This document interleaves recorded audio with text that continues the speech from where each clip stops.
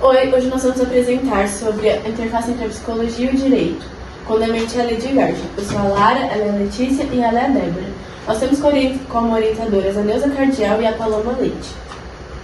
Então, a psicologia jurídica começou a ser reconhecida em 1960 com trabalhos voluntários relacionados a áreas criminais.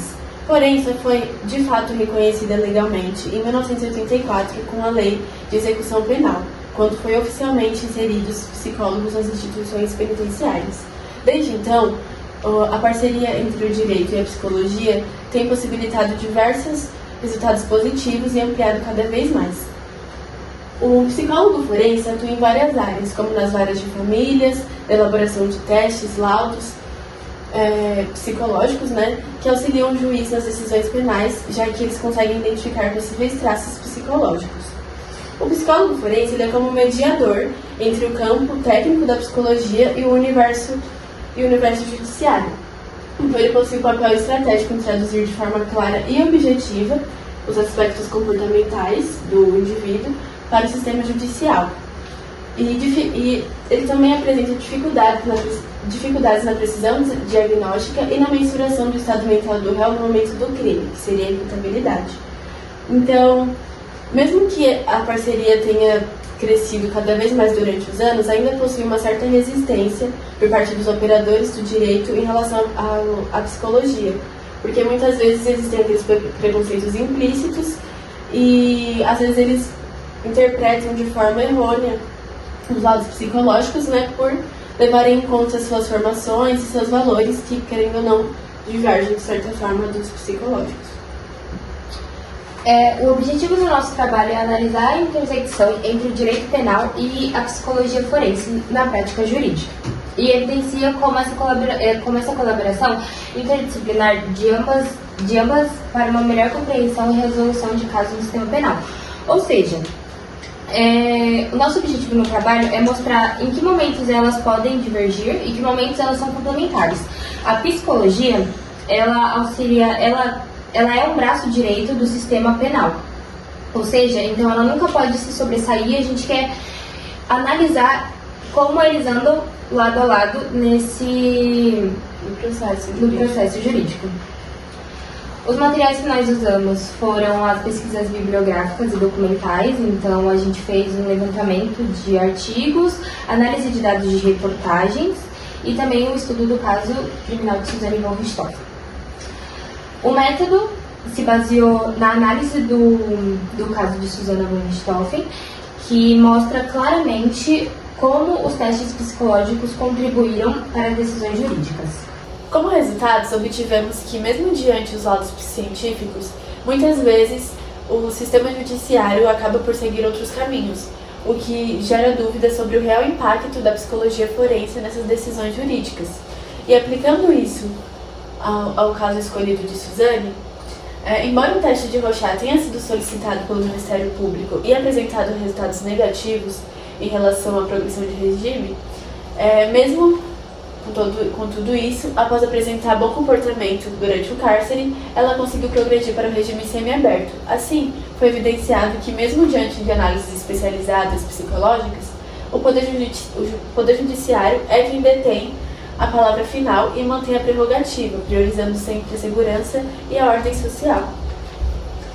Já os laudos psicológicos, eles são utilizados como ferramentas utilizadas pelos tribunais, que fazem análise do estado emocional e cognitivo do réu e investigam seu histórico. Baseado nisso, eles fazem a elaboração do parecer técnico sobre a imputabilidade, ou seja, verificam se o réu possuía plena consciência e compreensão do caráter ilícito de seus atos durante o momento do crime. A partir disso, fazem a avaliação da responsabilidade penal do acusado, e os laudos eles possuem influência direta nas decisões judiciais e nas medidas aplicadas, além de contribuírem para a reintegração social do infrator, por meio de testes como o de Rorschach, que conseguem definir se o indivíduo está apto ou não a progredir de regime. Os laudos correm risco de interpretações subjetivas ou tendenciosas por parte dos juízes e promotores, então por isso que é importante manter a imparcialidade nas decisões.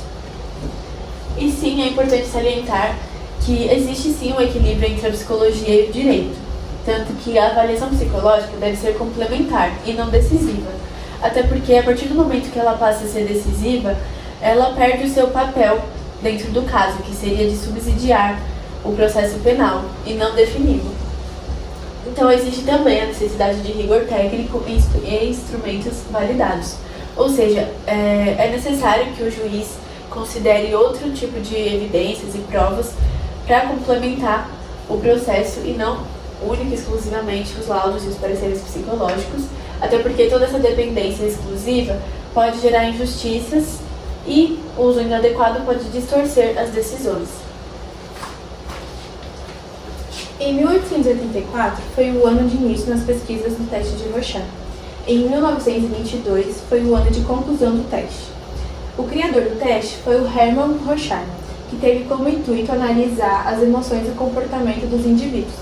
Na imagem, tem os balões de tintas que são entregues aos réus, ou aos indivíduos, para os psicólogos, que eles vão analisar as imagens e conforme as respostas deles, os psicólogos vão dar o diagnóstico correto.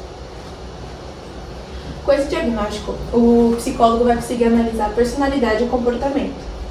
Conforme for a experiência do profissional, ele consegue analisar se o réu está tentando manipular. E esse teste é extremamente importante para saber se o réu está ou não apto a viver em sociedade e se ele tem a maturidade emocional necessária. A psicologia auxilia, mas ela não é a única forma da mudança de regime. Em 31 de outubro de 2002, Suzane Rustoff decidiu matar seus pais, junto com seu namorado Daniel Cravinhos e seu cunhado Christian Cravinhos. O crime foi premeditado, motivado por conflitos familiares e interesse financeiro. O grupo tentou simular um latrocínio, que é um roubo seguido por morte. O caso ganhou destaque por envolver avaliações psicológicas durante o pedido de progressão de regime e pelo fato da Suzane ser extremamente manipuladora. O teste de Rorschach foi aplicado para avaliar a personalidade e condições emocionais de Suzane antes de mudar de regime. E nesse teste foi avaliado, o teste revelou que a Suzane é extremamente egocêntrica, narcisista e manipuladora, além da ausência de remorso e baixa empatia, imaturidade afetiva e intolerância à frustração. Esses resultados influenciaram negativamente as decisões judiciais, indicando Suzane como psicopata e uma ameaça à sociedade. Mas mesmo com esse resultado, em 2015 foi aceito o seu semiaberto e em 2023 Suzane teve aprovação para o seu regime aberto, graças ao seu bom comportamento na prisão. Tendo tudo isso em vista, todas essas informações levantadas, a gente conseguiu chegar numa conclusão de que a psicologia jurídica, ela fornece apenas informações técnicas para o direito penal. Ou seja, laudos psicológicos, eles auxiliam os juízes para compreender aspectos não evidentes nos autos dos processos, ou seja, analisando saúde mental, personalidade e comportamento dos réus. A psicologia ela não substitui o papel do judiciário, mas ela serve como um braço direito para o direito penal. A avaliação psicológica deve respeitar os limites científicos e técnicos, evitando extrapolações. Como já foi mencionado no trabalho, caso a psicologia ela não respeite esses limites necessários, ela perde a sua posição de subsidiar os casos, ou seja, não faz mais sentido ter a psicologia agindo dessa forma, principalmente porque ela não segue de forma direta as leis vigentes. O juiz pondera o parecer psicológico junto a outras provas, considerando a subjetividade da decisão. Ou seja, é uma coletânea de provas, não tem como ter uma decisão judicial somente com laudos psicológicos, porque senão ela acaba extrapolando os limites científicos impostos. A psicologia jurídica ela também busca o equilíbrio entre a punição e a ressocialização do indivíduo. O impacto dos laudos depende da interpretação judicial e legislação vigente, como eu já mencionei antes, ou seja, a psicologia ela só atua até onde a lei vigente, até onde o judiciário acha necessário até onde ele permite, novamente pelos limites científicos impostos. E, para finalizar o trabalho, o sistema judicial brasileiro ele é muito complexo, ou seja, não é só a psicologia forense e o direito penal. São diversas áreas que colaboram entre si para auxiliar na decisão judicial. Obrigada pela atenção e estamos dispostas a responder qualquer pergunta que tiver.